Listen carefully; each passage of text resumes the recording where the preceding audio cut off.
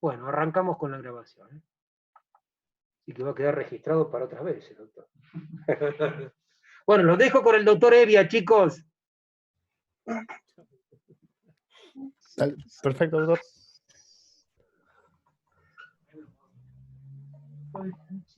Para que Comenzamos. Bueno, mucho gusto a todos ustedes, aunque no tenemos visualización.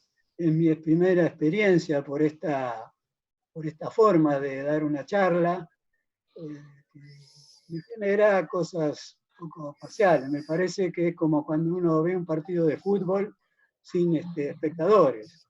Falta el calor de la tribuna y eso genera a veces algún inconveniente. Por cualquier cosa me pueden interrumpir cuando quieran, podemos hacer el método más sencillo y cómodo posible para todos. Y el tema de hoy es encefalopatía hepática, y como vemos es un problema de larga data, ya 2300 años atrás plantea problemas que todavía subsisten y que en cierta forma se incrementan a la par que hay mejores métodos diagnósticos. Esta para no corre. Ahí va. Entonces vamos a hacer lo siguiente.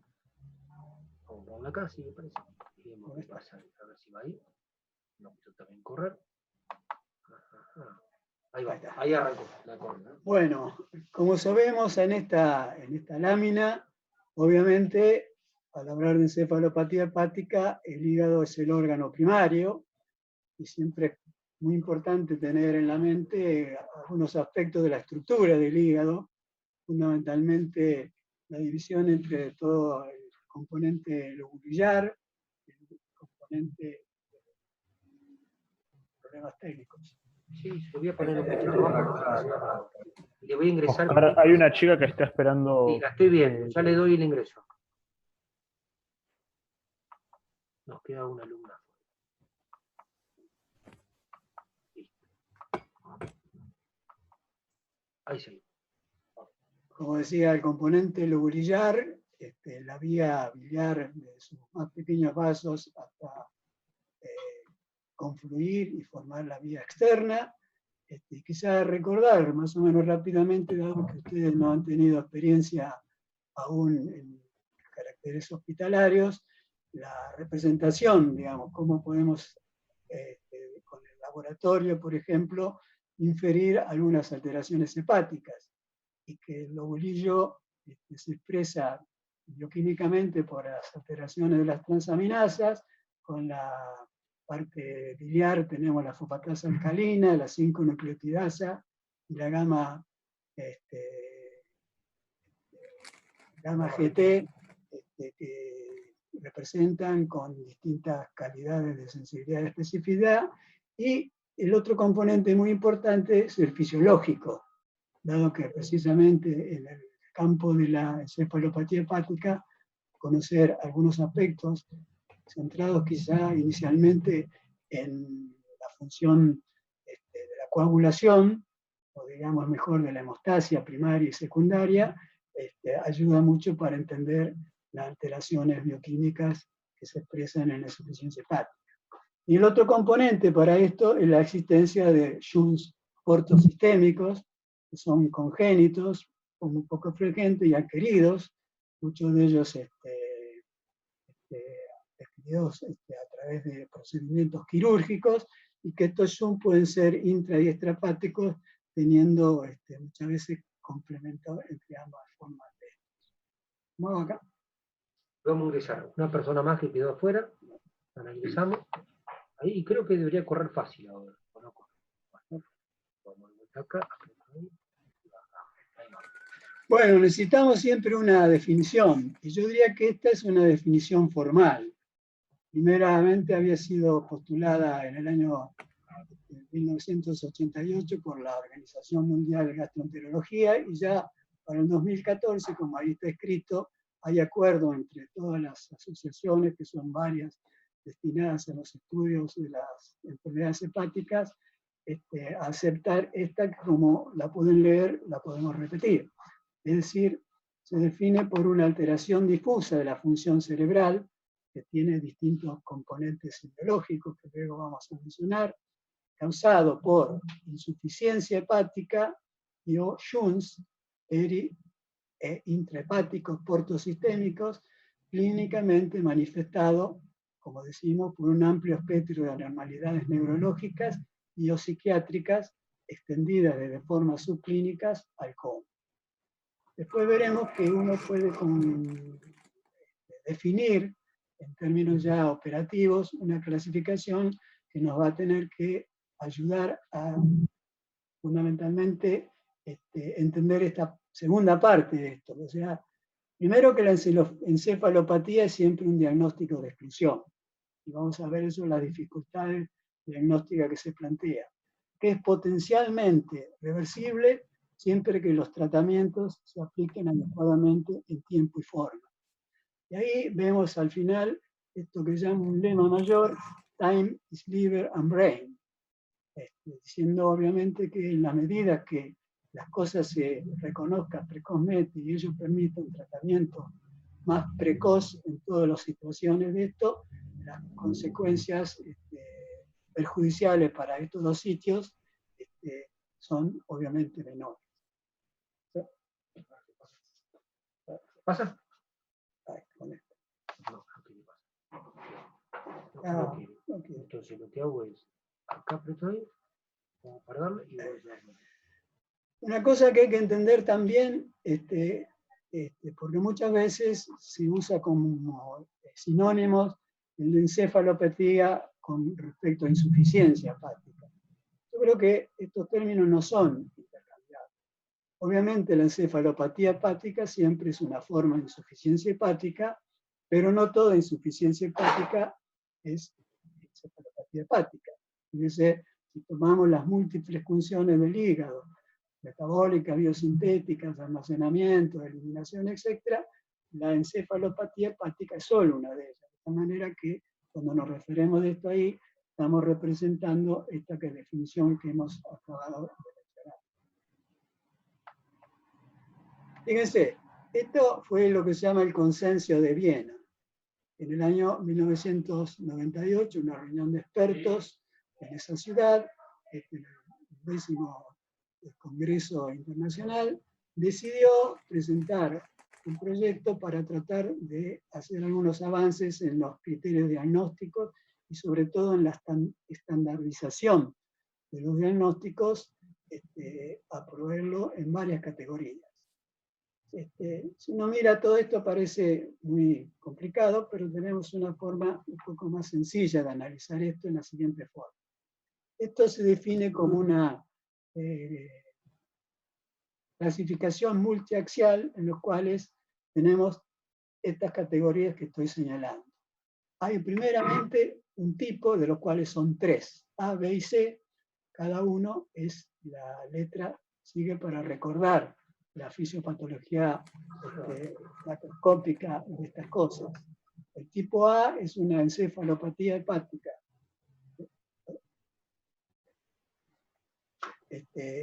Que es debida a insuficiencia hepática aguda. Estas recomendaciones a veces son cuando a uno le toca dar el examen.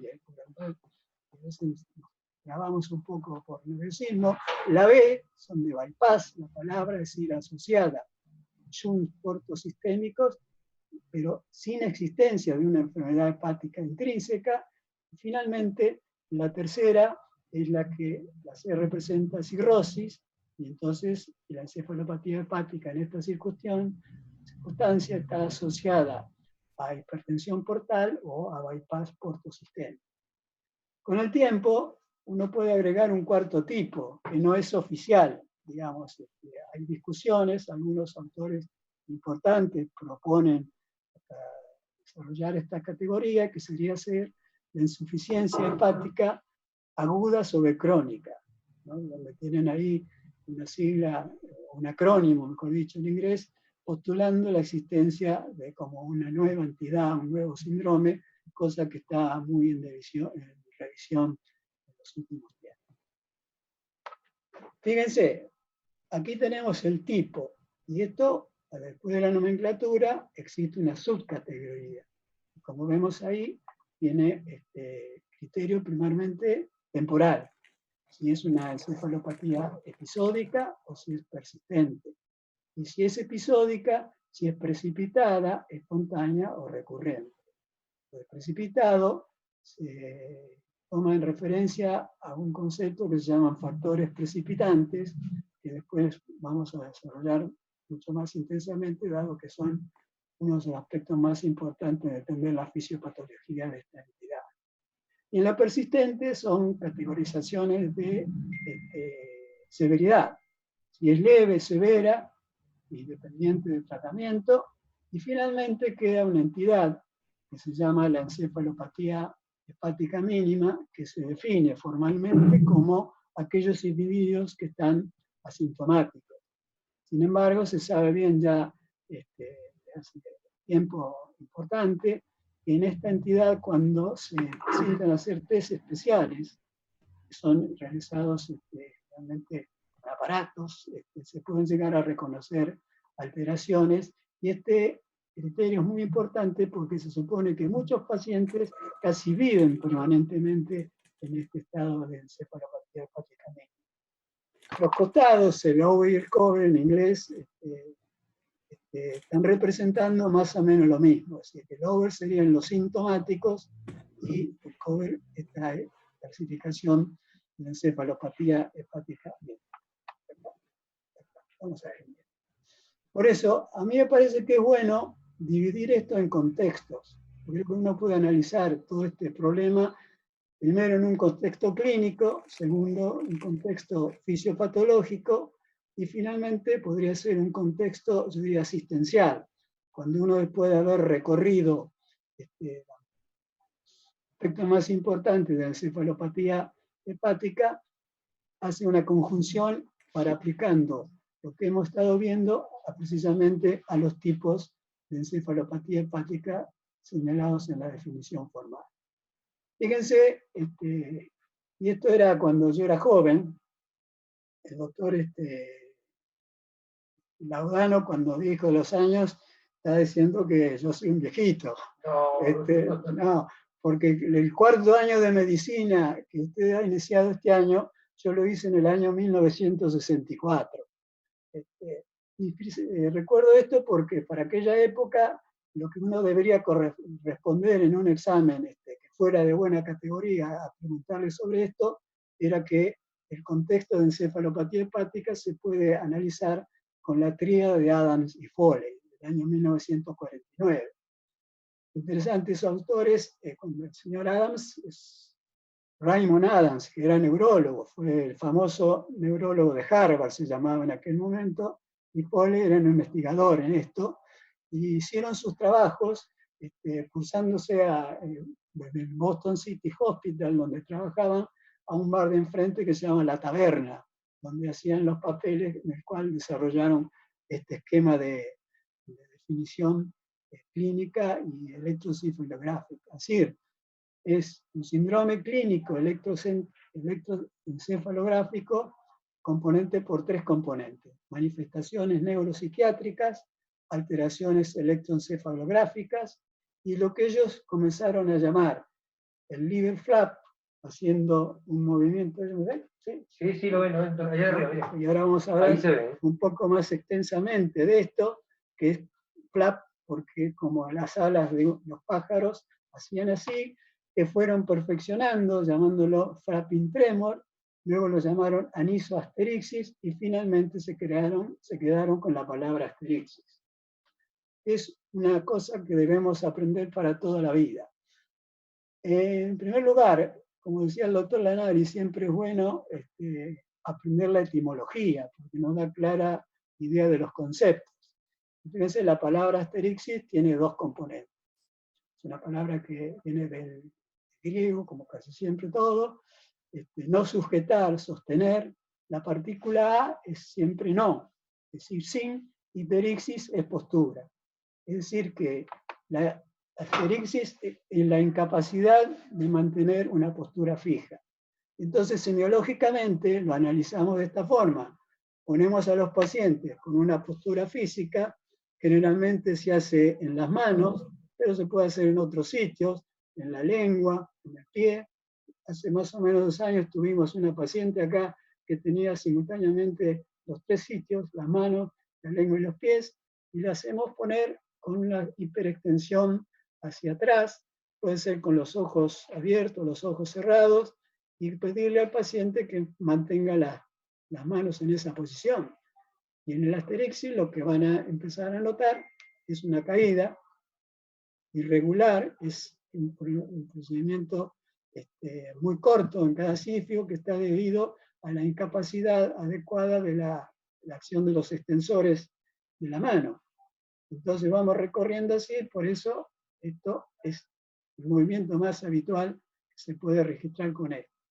Vamos a ver ahora una buena clasificación que se ha establecido sobre esto en 3 categorías.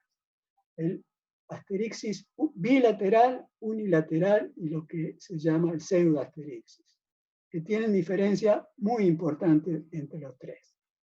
Digo esto porque muchas veces lo que uno ve, sobre todo a los jóvenes en la sala, y les piden que tomen asterixis, ponen una sola mano. Yo los critico mucho por eso. Hay que poner las 2 porque vamos a ver ahora y cada vez más se insiste que tienen un valor semiológico y diagnóstico muy importante. La forma bilateral es el que se llama metabólico. Todas las insuficiencias metabólicas, no solamente la hepática, la insuficiencia renal, la insuficiencia respiratoria hipoxémica, la insuficiencia por anhídrido carbónico, la insuficiencia cardíaca, todas estas pueden tener asterixis. Y entonces lo vamos a reconocer. Ahora, en el unilateral, es el llamado mini asterixis. Estas son lesiones estructurales del sistema nervioso central que se expresan por el cerebro contralateral, excepto en los casos de patología de cerebelo, y que la lista que ahora vamos a poner cada vez se ha ido agrandando, existiendo incluso formas precoces de un accidente cerebrovascular en el cerebro, accidente cerebrovascular, y formas tardías. El pseudoasterixis simplemente es una situación donde parece que es, y hay que tener a veces cuidado para no equivocarse y diagnosticarlo como asterixis. Este signo tiene una muy alta sensibilidad y una muy baja especificidad, pero siempre, en todas las condiciones, indica una situación de gravedad.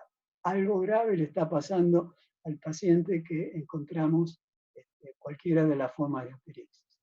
Y debemos interpretarlo como la manifestación periquérica de una encefalopatía. ¿Cuál es el mecanismo? El mecanismo está muy discutido, a pesar de ser conocido desde casi 70 años, sigue siendo discutido, y la hipótesis más aceptada en el momento actual es que hay un drive cerebral que parte del lóbulo frontal, el área presentral del lóbulo frontal, la famosa M1, que corresponde al giro precentral, y que eso va pasando hacia el tálamo y finalmente para el músculo, y que ahí hay, probablemente a nivel diencefálico, algún fenómeno que hace que eso sea alterado y entonces se aparta. Porque si uno mide con un, por eso se llama un mioclonio negativo, si estuviéramos haciendo un electromiograma, que van haciendo las ondas así cuando son positivas, y se salen acá. Acá vemos una parte recta, por eso se dice que es un mioclonio negativo, porque ahí no hay registro de actividad muscular. Lo que es muy importante de saber con esto también, las causas. Y finalmente, fácilmente acá podemos ver cómo ahora es muy nuevo ver por supuesto, todas estas presentaciones son robadas. Yo de mi parte no hago ninguna. Son robadas. Pero podemos ver muy bien ha cambiado, porque hasta acá eran solo las metabólicas y sobre todo la incorporación de drogas. Hay un gran libro y una gran cantidad de fármacos que producen asterixis, fíjense toda la lista, la pueden copiar, como también alteraciones el magnesio, el potasio, y fíjese la lista que se ha presentado de asteresis unilateral, lesiones de todo tipo en el sistema nervioso central, en el tálamo, en la cápsula interna, la corona radiata, etcétera, etcétera, lesiones del cerebelo, la protuberancia, es decir, que vean que este signo debemos siempre buscarlo en los pacientes, mucho más si en estos están internados, donde generalmente la condición de patología es mucho más severa que en los ambulatorios. ¿Cuáles son los síntomas que tenemos para reconocer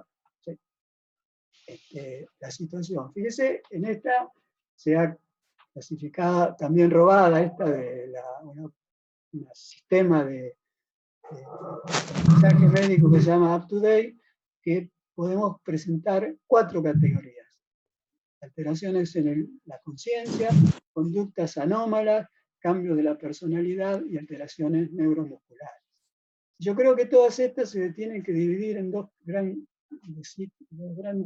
formas de síntomas. Algunas que podríamos llamar triviales, que muchas veces se dejan de lado en el interrogatorio, por eso son cada vez más, trato de que en la enseñanza de la semiología, esta palabra de interrogatorio debería ser cambiada por escuchatorio, porque muchas veces es distinto, ¿no es cierto?, la atención que uno pone para algunos datos que parece prácticamente inocuos, y muchas veces en esta situación, recordando el lega mayor, time, el liver y brain, se pierden si no se interroga adecuadamente la posibilidad de diagnóstico más precoz. Lo bueno sería, ¿cuáles serían los síntomas estos triviales? Son cambios a veces, por ejemplo, uno muy característico es la inversión del ritmo de sueño. La inversión del ritmo del sueño es decir, que los pacientes empiezan a dormirse de día y a estar despiertos de noche. Y generalmente eso se agrava porque, siendo cuidado por alguien, a veces por las mismas familias, al señor que no duerme de noche se le da algo para dormir. Generalmente, ¿qué? Una benzodiazepina. Con lo cual estamos incorporando un factor precipitante que muchas veces, por su sola presencia, puede gatillar la encefalopatía hepática.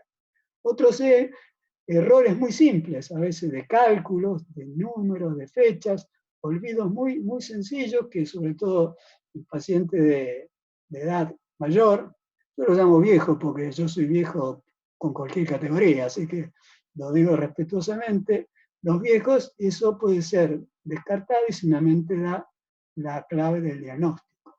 Muy importante, cuando las más tardías, que tienen muchos elementos confusores. Por ejemplo, pueden aparecer signos piramidales, hiperreflexia, Babinski, clonos algunos pacientes. Otros pacientes pueden presentar signos de mielopatía, pero todo esto generalmente son mucho más tardíos.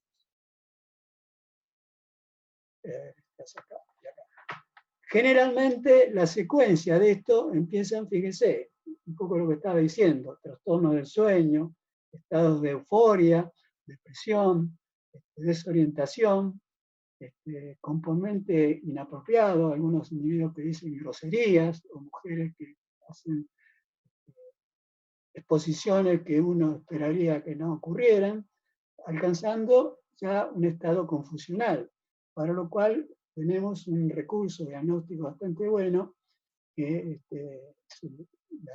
el acrónimo inglés es CAM mayúscula, lo que sería un método de reconocimiento del estado confusional, que tiene 4 componentes muy sencillos y muy rápidos de hacer. Primero, y esto siempre es un trastorno agudo, de curso fluctuante. Segundo, que hay signos muy leves, como decíamos, inatención o desatención. Tercero, que el pensamiento está desorganizado. Y el cuarto sería ya más severo cuando hay trastornos del estado mental. Con eso tenemos una prueba de muy buena sensibilidad y especificidad, al punto que se reconoce un CAM incluso útil para los enfermos en terapia intensiva, donde las condiciones de respuesta son distintas. Ya después, Esto, Un segundito. A ver, si nos quedan 10 minutos de esta primera etapa y después entramos de vuelta. ¿Sí? bueno, Significa esto. estoy hablando mucho. No, está perfecto. Ah, bueno. Si quiere dejar el lugar para que alguien pregunte a los alumnos, le deja ahí una... No, sí. Y fíjense, después ya entramos a la cosa neurológica, más referida a la conciencia, hasta llegar al coma. La definición de coma, no sé si la conocen exactamente, es inconsciencia que no responde ni siquiera a estímulos intensos y repetidos. Mientras que el estupor es un estado de inconsciencia donde se responde a esa clase de estímulos, pero que una vez que el estímulo cesa, se vuelve a la inconsciencia. Para esto se usan escalas de coma. Digamos, la muy clásica que se usa es la escala de Glasgow, que es del año 1974, que realmente ha servido por muchos años para tratar de calificar el estado actual que van teniendo los pacientes en coma, que siempre es dinámico, pero que ahora ha sido superada mucho por una que en otro acrónimo es FOUR. FOUR coma es una incorporada por un señor llamado Whitfield, que es el jefe de neurointensivismo de la Clínica Mayo de Rochester, que tiene 4 categorías, movimientos oculares, fuerza, y ha incorporado, distinto a todas las otras, los reflejos del tronco encefálico y la respiración. Por eso tiene mucho más carácter definitorio de la situación neurológica que la clásica escala de Glasgow. Es muy difícil incorporarla, porque para eso hay que poner mucha insistencia en el servicio que uno esté hasta que, rompiendo paciencias, se logra que se use.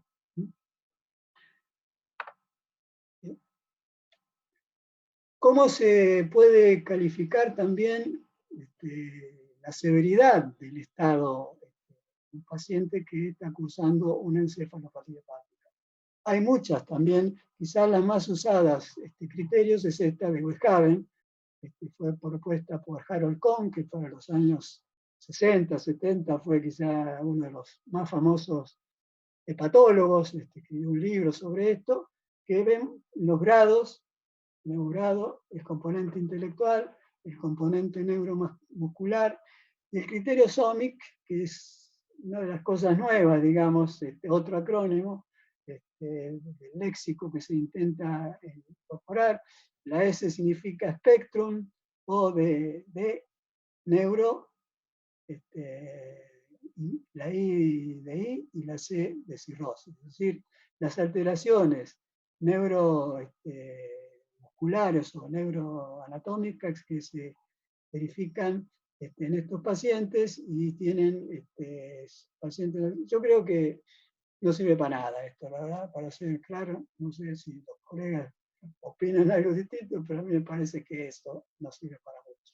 Hay algunas más complicadas. Esto significa esa hepática encefalopatía, scoring algorithm, y el CHES es criterio, ¿sí? Pero yo creo que complican las cosas. Ustedes en esta etapa, creo que con esta tiene suficiente forma de entender la situación.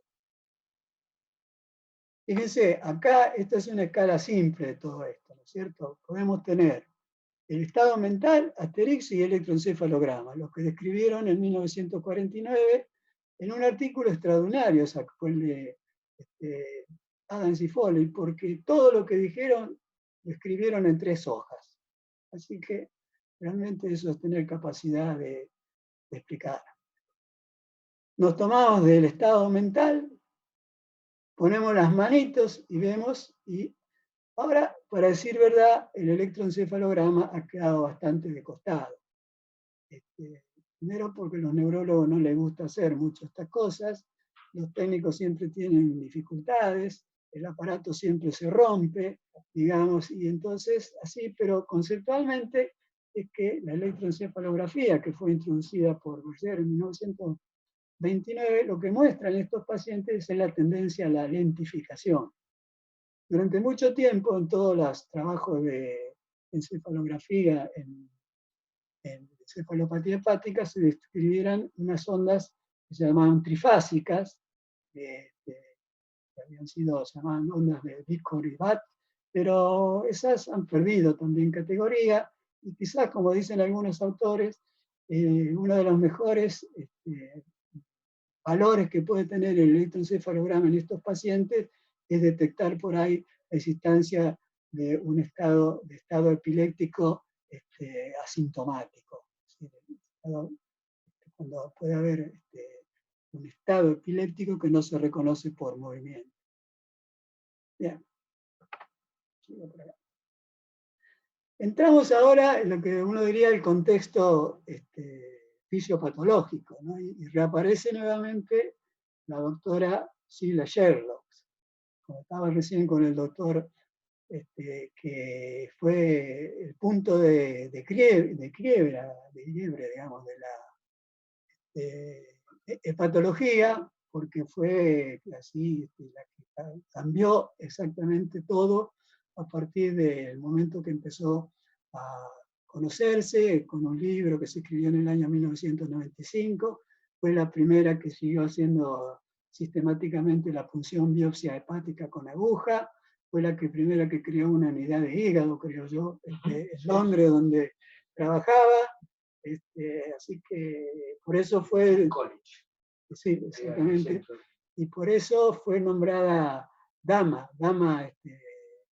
del Imperio Británico, que es el equivalente del Sir, esa dama del ejército. Y fíjense, creó el concepto de la encefalopatía ortosistémica, es decir, que tomaba como referencia al hígado y planteaba que cosas que venían por la vena porta, que ustedes recordarán, son la mesentérica superior, la mesentérica inferior y la esplénica, al tener un hígado alterado, que permitía que pasara esto hacia la circulación central, llegaba al cerebro y empezaban a ocurrir una serie de síntomas y signos por la presencia de una sustancia que acá me pasé una, me parece. Me parece que sí, que había Acá una... está, del amoníaco. Y acá a mí me gusta mucho hacer estas citas tomando como referencia las enfermedades. Fíjense acá, enfermedad de Auchis, le puso este señor Samskal una vez a esta entidad. El señor Shakespeare, que vivió entre 1564 y 1616, murió el 23 de abril de 1616, el mismo día que murió Cervantes, casualidad, ¿no? Uno de los más grandes escritores muriendo el mismo año, el mismo día, escribió un acto teatral que se llama Duodécima Noche, que describe en 5 actos todo lo que pasó entre la Nochebuena y la Noche de Reyes, por eso también se llama Noche de Reyes, y donde para esto aparece un señor, uno de los personajes que se llamó Sir Andrew Aguichi, que él mismo, que era un alcohólico, que decía que comía exceso de carne, en algún momento le hace decir Shakespeare a este señor: ingiero tal cantidad de carne que creo ha dañado mi juicio. O sea que está diciendo que algo que venía del intestino llega al cerebro por un hígado alterado, probablemente por el alcohol, y esto es el fundamento, yo creo, inicial. Probablemente esta doctora ha tomado su idea de esto, es quizá posible de esto. Y muchos años después, recién, fíjense, de 1602 a 1893, alguien retomó la idea de que las proteínas muy abundantes en la carne podían ser causa de estas alteraciones, y este señor Hahn hizo un trabajo, era de la escuela de Pablo, hizo una fístula, se llamó fístula de Eck, a los animales, a los perros, y los alimentó con grandes cantidades de carne y empezaron a tener alteraciones neuropsiquiátricas. Por eso se llamó la encefalopatía cárnica. Y después, posteriormente, otros autores, Morchio, la llamó intoxicación amoníaca.